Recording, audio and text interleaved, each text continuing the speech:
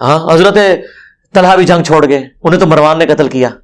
حضرت زبیر بھی چھوڑ گئے, حاکم میں آیا ہے مسند احمد میں. حضرت علی نے کہا ہے صفیہ کے بیٹے کے قاتل کو ابن جرموز کو جہنم کی بشارت دے دو. میں نے حضور سے سنا تھا کہ ہر کے ہواری ہوتے ہیں اور میرا ہواری زبیر ہے. صحیح بخاری میں حدیث ہے, عبداللہ ابن زبیر کہتے ہیں میں چھوٹی عمر کا تھا تو میرے باپ کے دونوں شانوں کے درمیان ایک زخم تھا جسے میں کھیلا کرتا تھا, جو رسول اللہ کی دفاع میں بدر میں ان کو آیا تھا. پوری زندگی وہاں گوشت وہ بھرا نہیں ہے, اور عرب کے شعر تھے. زبیر کی تلوار تو شیعہ بھی مانتے ہیں. مختار سقفی والی آپ دیکھیں ذرا فلم, اس میں انہوں نے حضرت زبیر کی تلوار کو انہوں نے باقاعدہ پریزنٹ کیا ہے. ان کے بیٹے جب وہ شہید ہوتے ہیں مختار سقفی جاتا ہے. میں تو حضرت ابو طالب کے بارے میں کوئی نیگیٹو جملہ بولنے کے لیے تیار نہیں ہوں, تو حضرت زبیر کے بارے میں یعنی میرے نبی کے اوپر جس نے بھی احسان کیا دنیاوی طور پہ ان کے بارے میں کوئی بات کرنے کے لیے تیار. یرموک کے اندر آپ صحیح بخاری میں آتا ہے حضرت زبیر اکیلے گھوڑے کو ایڑی لگا کے تو رومنس کی صف میں چلے جاتے تھے. یار دیکھو کدھر سے قربانیاں شروع ہوئی ہیں, یار پوری زندگی قربانیوں سے عبارت. کدھر احد اور بدر میں حضور کا دفاع, اور حضور کی وفات کے بعد بھی جنگوں میں اتنی بڑی لائف سٹیک کے اوپر کہ اکیلا ایک بندہ رومن امپائر کی جو ہے وہ صفوں کو چیرتے ہوئے آگے چلا جاتا ہے. اب آپ ان کے ایمان کا فیصلہ کریں گے یہاں بیٹھ کے. تو میں تو حضرت علی کے ساتھ ہوں, اور جو حضرت علی کا قول ہے فضائل صحابہ میں مصنف ابن ابی شیبہ میں کہ میں اللہ سے امید کرتا ہوں کہ میرے عثمان اور طلحہ اور زبیر کے بارے میں کہ ہم جنت میں آمنے سامنے بیٹھے ہوں گے تختوں پہ ٹیک لگائے ہوئے. اللہ تعالیٰ ہمارے دلوں سے وہ قدورت نکال دے گا جو کوئی اگر اختلاف آ گیا. تو میں تو نہیں مانتا کہ حضرت زبیر اور طلحہ کے بارے میں اور اما عائشہ کی تو کوئی بات ہی نہ کرے جی. وہ تو مولا علی نے محمد بن ابی بکر کے ساتھ ان کو روانہ کیا ہے. پوری زندگی وہ روتی رہی ہیں, ان کا دوپٹہ تار ہو جاتا تھا. انہوں نے کہا کہ مجھے رسول اللہ کے ساتھ دفن نہیں کرنا, مجھے میری سوکنوں کے ساتھ دفنانا. شیخ البانی نے باقاعدہ یہ بخاری اور مصنف ابن شیبہ کی حدیثیں جمع کر کے ہوب کے انڈر انہوں نے لکھا کہ واضح یہ اما عائشہ کا اشارہ اسی طرف ہے جو ان سے جنگ جمل میں مسئلہ ہوا, کہ انہوں نے کہا کہ بلکہ بخاری کے الفاظ ہیں میں نہیں چاہتی کہ میری ابو بکر عمر اور رسول اللہ کے جیسے لوگ میری تعریف کریں, مجھے سوکنوں کے ساتھ دفن کرنا. تو میرا خیال ہے جب عام بندوں کو تو آپ یہ کہہ رہے ہیں کہ یار مرنے سے پہلے اگر توبہ کر لو غرغرے سے تو قبول ہے, تو جن کی پوری زندگی قربانیوں سے عبارت ہے, کہیں ایک دو جگہ ان سے مس ہینڈلنگ ہوئی ہے اور انہوں نے توبہ کر لی, وہ زیرو سے ملٹیپلائی ہو گئے. آپ کی پوری زندگی گناہوں سے عبارت ہے اور آپ موت کے غرغرے سے پہلے کلمہ پڑھ لیں آپ جنت میں. اور وہ طلحہ زبیر عائشہ جو حضور کی جانثار پوری زندگی رہیں, اگر ان سے جمل کے اندر مس ہینڈلنگ ہوئی ہے اور بعد میں وہ ندامت میں ہے, وہ زیرو سے ملٹیپلائی ہو گئے. تو میں نے تو اکثر کہتا ہوں ہمارا مقدمہ آپ گوروں کی عدالت میں لے جائیں, یہ فٹ ہی نہیں بیٹھتا. جو کچھ غالی رافضیوں نے عقیدہ گڑا ہے یہ نہ سنیت کی کتابوں میں بیٹھتا ہے نہ شیعہ کی کتابوں میں بیٹھتا ہے, یہ جسٹ غلوف کے اوپر مبنی ہے اور اس کو اٹھا کے ردی کی ٹوکری میں پھینک دینا چاہیے. اگر میں یہ بات کر رہا ہوں, اب مجھے کوئی یعنی شیعہ علی ہونے کا سرٹیفکیٹ میں نے کسی سے لینا ہے؟ تم لوگوں نے پوری زندگی یعنی سینکڑوں سال امیر شام پہ لانتے بھیج کے ان کی غلطی لوگوں پہ عیا نہیں کی. ہم نے ان 10 سالوں میں رضی اللہ عنہ کہہ کے پوری دنیا کے سامنے ایکسپوز کر دیا.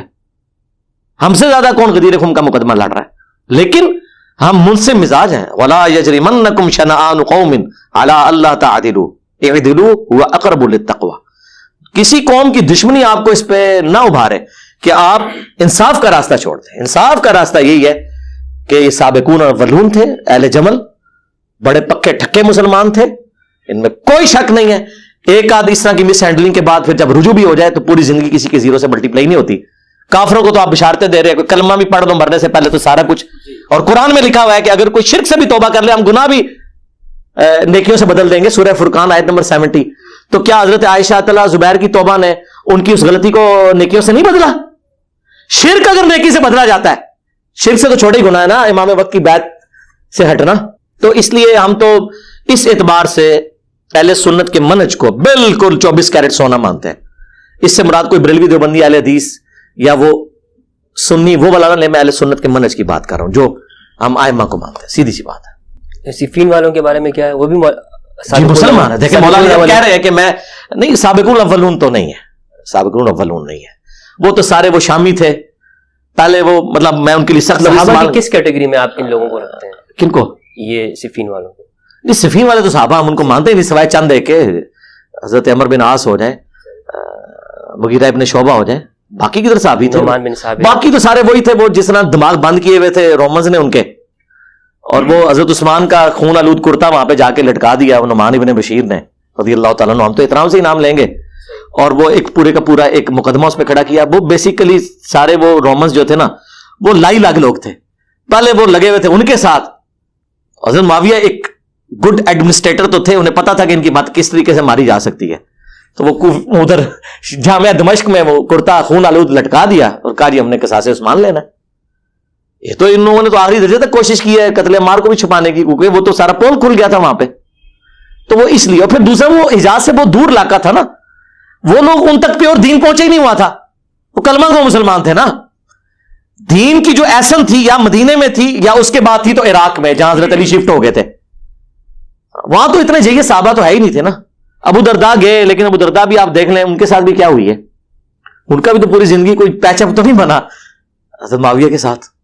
تو میں نے سوال یہ کیا تھا کہ ان کو جو صحابہ کرام کی آپ نے کہا نا سابقون الاولون جمل والوں کو آپ نے رکھا، تو یہاں پہ جو صحابہ ہیں ان کو آپ کس کیٹیگری میں رکھتے ہیں؟ جی اس میں حضرت عمر بن عاص جو ہیں، اور یہ تو مسلمان ہوئے صلح حدیبیہ کے بعد، یہ اور خالد بن ولید. مغیرہ ابن شعبہ جو ہیں وہ صلح حدیبیہ پہ موجود تھے. مسلم شریف میں حدیث ہے، میں اللہ سے امید کرتا ہوں کہ جنہوں نے اس درخت کے نیچے میری بیعت کی انہیں جہنم کی آگ نہیں چھوئے گی. تو حضرت مغیرہ ابن شعبہ کو آپ کہہ سکتے ہیں ایک سینئر اصحاب میں سے ہیں. بس یہ ایک کرتے دھرتے تھے اس حوالے سے.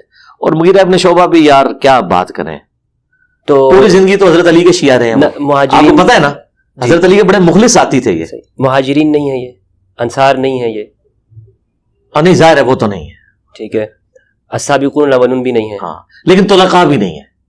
اب ظاہر فتح مکہ سے پہلے مسلمان ہوئے، طلقاء نہیں ہے. لیکن حنین میں ان کو حصہ دیا تھا جو مؤلفۃ القلوب میں جن لوگوں کو دیا. نہیں ان میں نے تو وہ صفان کا نام آتا ہے اور ابو سفیان کا آتا ہے، مغیرہ ابن شعبہ یا حضرت عمر بن عاص کا تو نہیں آتا. انہوں نے تو یعنی آپ سمجھ لیں کہ فتح مکہ سے بہت پہلے اسلام قبول کر لیا. اور دوسرا یار عمر بن عاص جو ہے طلقاء میں سے اگر یہ دو نہیں ہے، لیکن یار عمر بن عاص کی بھی سن لیں، قرآن مجید کے اندر جو صحابہ کی کیٹیگری اس میں سے نہیں ہے یہ لوگ. یعنی وہ جو سابقون الاولون نہیں، یہ اس کے جو 3 کیٹیگری سورہ توبہ میں آئی ہیں نا، سابقون الاولون من المہاجرین والانصار، اس کے بعد ملے جلے اعمال کرنے والے اور پکے منافق، یہ ملے جلے اعمال کرنے والے ہیں. لیکن عمر بن عاص کے بارے میں جو بخاری میں مسلم میں حدیث ہے 321، جو اپنے آخری وقت میں وہ یاد کرتے ہیں اور روتے ہیں کہ میری زندگی میں 3 اتوار ہیں. تو میرا خیال ہے کہ عمر بن عاص کے لیے بھی میرا دل نرم ہو چکا ہوا ہے بہت زیادہ. موت کے وقت کس طرح روئے ہیں یار دیوار کی طرف منہ کر کے. اور پھر اس لیے بھی نرم ہے کہ ان کا بیٹا تو پوری زندگی پھر دیکھیں نا شیعان علی میں ہی رہے ہیں نا. عبداللہ بن عمر بن عاص جو ہیں مسلم میں حدیث نہیں کہ ان کو آگے ایک بندہ کعبے کے سائے میں بیٹھے ہوتے ہیں، 4776 مسلم کی حدیث ہے، اور وہ کہتے ہیں آپ اطاعت امیر کی باتیں کر رہے ہیں اور آپ کے چچا کا لڑکا معاویہ جو ہمارا امیر ہے یہ تو ہمیں لوگوں کو ناحق قتل کرواتا ہے اور حرام خوریاں کرواتا ہے، اور قرآن کہتا ہے کہ حرام خوری نہ کرو، ناحق قتل نہ کرو.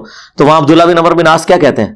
انہوں نے تو نہیں کہا کہ یہ بات نہ کرو، انہوں نے کہا کہ تھوڑی دیر خاموش رہ، کہتے ہیں معاویہ کی اطاعت کرو ان کاموں میں جس میں تمہیں وہ اللہ کے مطابق چلا رہا ہے، جہاں وہ اللہ کے خلاف جائے تم نافرمانی کرو. ٹھیک. اور عبداللہ بن عمر بن عاص جنگ صفین میں بھی شامل نہیں ہوئے، مسند احمد میں موجود ہے. انہوں نے ہی کہا تھا کہ یہ وہ جب اب کیا بات کریں یار، جب حضرت عمار کے بارے میں وہ سارا وہ ایک بندہ کہتا ہے میں نے قتل کیا، انہوں نے کہا ایک دوسرے کو جہنم کی بشارت دو، تم لوگ ایک دوسرے پہ ہی ڈال دو. میں نے حضور سے سنا تھا کہ عمار کا قاتل اور مال لوٹنے والا جہنم کی آگ میں ہے. تو اس پہ حضرت معاویہ نے کیا کہا تھا کہ اس پاگل بچے سے اپنی جان میری جان چھڑا عمر، یہ تو نے کون سا پاگل بچہ میرے پر مسلط کیا ہوا ہے. ہاں تو انہوں نے کہا کہ اور پھر انہوں نے کہا تو ہماری جان کیوں نہیں چھوڑتا؟ انہوں نے کہا میں جنگ میں تو نہیں شامل ہوتا، مجھے تو حضور نے وصیت کی تھی اپنے باپ کے ساتھ، میں تو اپنے باپ کے ساتھ ہوں، میں جنگ میں کبھی شامل نہیں ہوا. ٹھیک ہے. تو اس لیے میرا خیال ہے کہ